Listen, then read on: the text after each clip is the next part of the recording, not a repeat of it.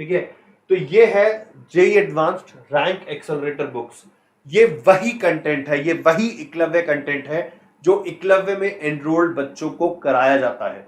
और इस कंटेंट को बनाने में वर्षों की मेहनत लगी है, बहुत सारे टीचर्स का इनपुट लगा है, उसके बाद ये कंटेंट बन के रेडी हुआ है और इसी वजह से ये इतना इफेक्टिव कंटेंट है।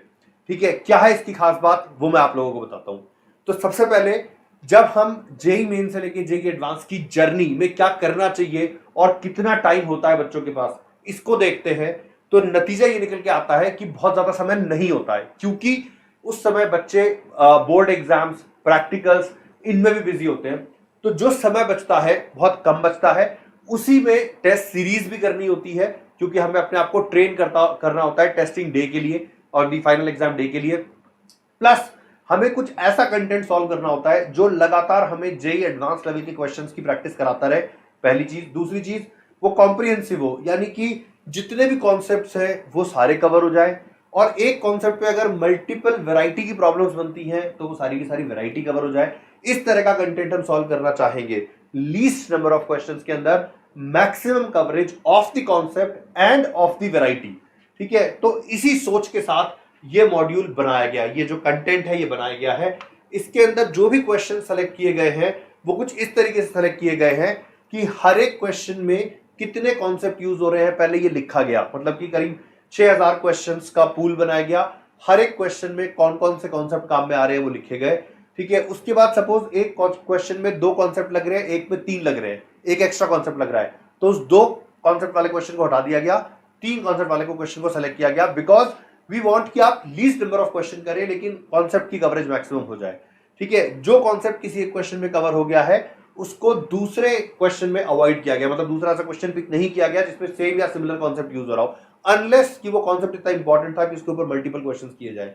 तो बहुत एक्सपर्टली क्यूरेटेड कंटेंट है जो कि एंश्योर करता है कि आपका एक एक मिनट जो स्पेंड हो रहा है क्वेश्चंस पे वो इफेक्टिवली स्पेंड हो रहा है और वो राइट क्वेश्चंस पे स्पेंड हो रहा है। What we have seen is कि स्टूडेंट इस समय पर पीवाईक्यू सॉल्व करते हैं या बहुत सारे अलग अलग बुक्स जो मार्केट में अवेलेबल है वो सॉल्व करते हैं, और अगर आप जो क्वेश्चन सॉल्व कर रहे हो उन क्वेश्चंस में अगर आपको 25 से 30% क्वेश्चन में डाउट्स नहीं आते मिनिमम, ठीक है, तो इसका ये मतलब है कि आप मेजॉरिटी टाइम ऐसे क्वेश्चन पे स्पेंड कर रहे हो जो आप वैसे भी कर ही पाते।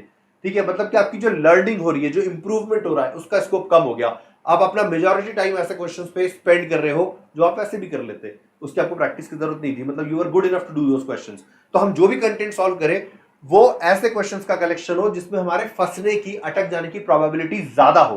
ठीक है, क्योंकि ऐसा करने से मैं जैसे जैसे एग्जाम पास आ रहा है वैसे वैसे अपनी वीकनेसेस को डिस्कवर कर पा रहा हूं और उनको एलिमिनेट करने का एक वे ढूंढ पा रहा हूं। मेरे को पता लग रहा है कि अच्छा ये भी वैरायटी एग्जिस्ट करती थी, मुझे पता ही नहीं था, अच्छा ये भी कॉन्सेप्ट एग्जिस्ट करता था, मुझे पता ही नहीं था, तो मैं उनको भी देख पा रहा हूं और उनको मैं सॉल्व भी कर पा रहा हूं। ठीक है, तो maximum coverage of concepts and their application without having to repeatedly solve similar problems, मतलब रेपिटेशन मिनिमल है। ठीक है, और क्वेश्चन जो है वो कॉन्सेप्ट को एकदम पिन पॉइंट करता है। ठीक है, तो ये जो कंटेंट है इसके बारे में मैं फर्दर आपको डिटेल देता हूं।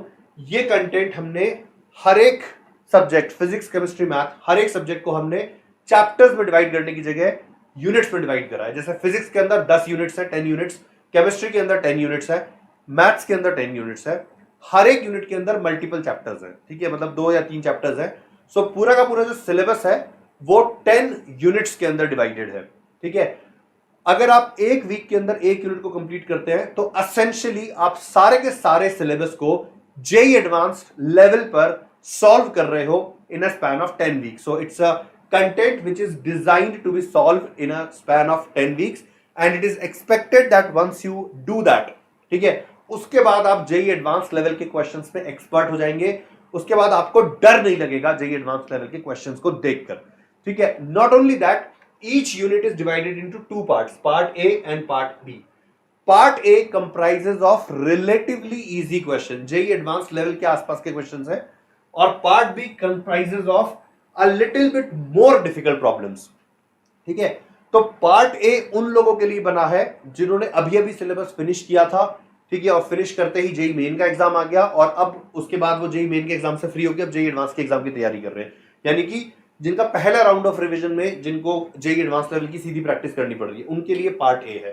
ठीक है, उनको पार्ट ए करने में भी दिक्कतें आएंगी, पर ऐसे बच्चों को पहले 10 पूरे के पूरे 10 यूनिट का पार्ट ए सॉल्व करने पर कॉन्सेंट्रेट करना चाहिए। उसके बाद समय बचने लगे तो फिर पार्ट बी सॉल्व करना चाहिए।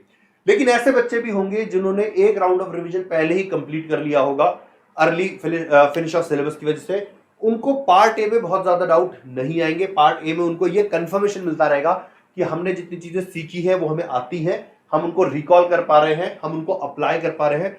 कॉन्फिडेंस बूस्टिंग का काम करेगा ये। और फिर जब वो पार्ट बी के अंदर शिफ्ट होंगे, they will find more difficult problems and they will discover their weaknesses, potential weaknesses in them will be discovered in part B. ठीक है, तो पार्ट ए पार्ट बी इस तरीके से ब्रोकन है। Part A is the bare minimum that all the students should solve, and part B is something जिसको अगर आप सॉल्व कर ले रहे हो तो मैं गारंटी से कह सकता हूं कि आपको जेईई एडवांस का जो भी पेपर आएगा वो आपको काफी आसान लगने वाला है, और आपको ऐसा लगने वाला है कि मेजॉरिटी क्वेश्चन आप लोगों ने सॉल्व कर रखे हैं।